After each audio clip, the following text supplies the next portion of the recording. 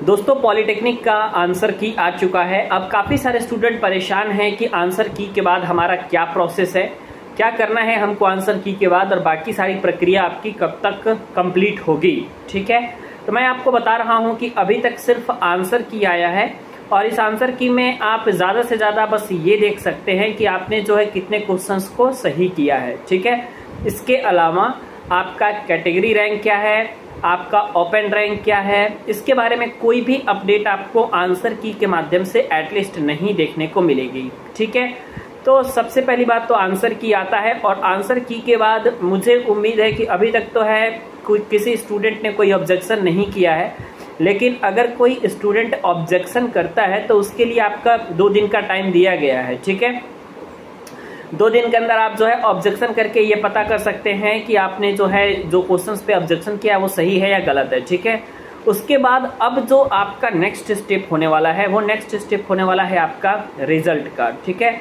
Result में क्या क्या देखना है आपको, पॉलिटेक्निक एंट्रेंस एग्जाम का जब आपका रिजल्ट आने वाला है तो रिजल्ट में आपको 2 चीजें देखने को मिलेंगी। पहली बात तो अब आप अपना नंबर जान पाएंगे कि कितना नंबर है आपका।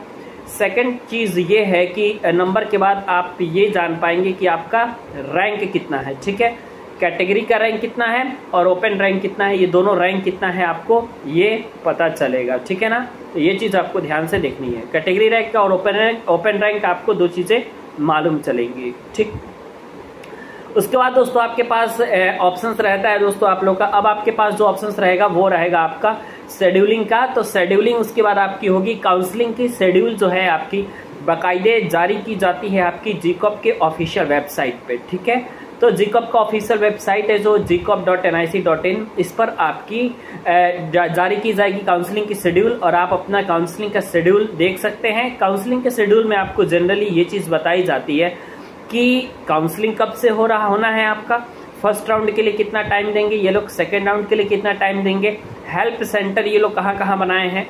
हेल्प सेंटर मतलब कि जहाँ पे आप अपना जाके डॉक्यूमेंट वेरिफिकेशन करा सकते हैं। ठीक है, अभी इसके पहले क्या होता था कि जो स्टूडेंट जहां जिसको कॉलेज मिलता था डॉक्यूमेंट वेरिफिकेशन उसको जो है उसी कॉलेज में जाकर के कराना पड़ता था।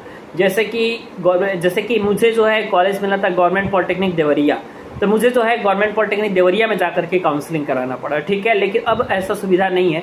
मान लीजिए कि आप कहीं दूसरी जगह के हैं और लखनऊ में मान लीजिए आपको कॉलेज मिल गया, तो जरूरी नहीं है आपको लखनऊ जाना पड़े, आप अपने जिले के ही राजकीय पॉलिटेक्निक कॉलेज में जाकर के काउंसलिंग करवा सकते हैं, डॉक्यूमेंट वेरिफिकेशन करवा सकते हैं।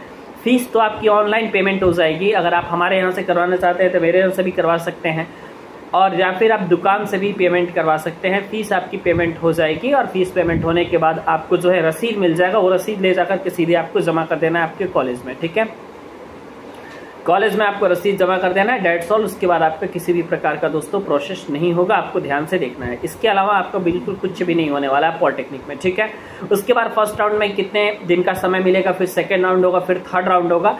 इस तरीके से आपका काउंसलिंग स्टार्ट होगा तो फिर होते चला जाएगा।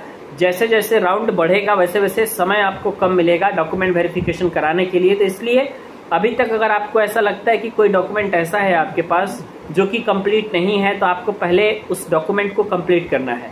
फिर चाहे आपका आधार कार्ड में संशोधन करना हो कि आधार कार्ड में आपका नाम गलत है या पिताजी का नाम गलत है, या फिर आपके पास कोई टीसी माइग्रेशन वगैरह अगर कुछ नहीं है तो कॉलेज से जाकर के ले सकते हैं। ओरिजिनल रिजल्ट वगैरह नहीं है तो आप फिर जाकर के कॉलेज से ले सकते हैं।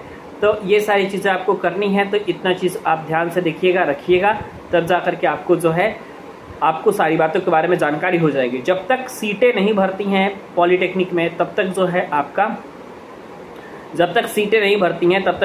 राउंडिंग काउंसलिंग का बढ़ते जाता है, क्योंकि काउंसलिंग आपका इसीलिए होता है ताकि सरकारी कॉलेज और अर्ध सरकारी कॉलेज एटलीस्ट भर जाए। क्योंकि प्राइवेट कॉलेज में तो एडमिशन बिना काउंसलिंग के भी हो जा रहा है, लेकिन अगर प्राइवेट में भी जाना चाहते हैं तो काउंसलिंग के थ्रू ही जाइएगा तो सही रहता है। आपसे फीस वगैरह बिल्कुल उतना ही लेते हैं वो लोग जितना मतलब ज़रूरत होता है, ज़्यादा फीस नहीं लेते, नहीं तो फिर आपसे चार्जिंग ज़्यादा होने लगेगी तो प्रॉब्लम हो जाएगा। तो इसलिए आप सारी चीज़ों को समझिए तब जाकर के आप काउंसलिंग कराइए। बाकी जो है अगर आप पांडे जी टेक्निकल चैनल को सब्सक्राइब नहीं किए हैं तो चैनल को सब्सक्राइब कर सकते हैं, बेल आइकन को प्रेस कर सकते हैं ताकि लेटेस्ट वीडियो की जानकारी आपको सबसे पहले मिला करे। एप्लीकेशन को डाउनलोड कर लीजिएगा, पांडे जी टेक्निकल एप्लीकेशन को आप जरूर डाउनलोड करिएगा। क्योंकि पांडे जी टेक्निकल एप्लीकेशन पे आपको सारी चीज़ें मिल जाएंगी, सारी चीज़ें आपको अवेलेबल हो जाएंगी, आपको ध्यान से देखना है। ठीक है, तो मिलते हैं दोस्तों आपसे नेक्स्ट वीडियो में।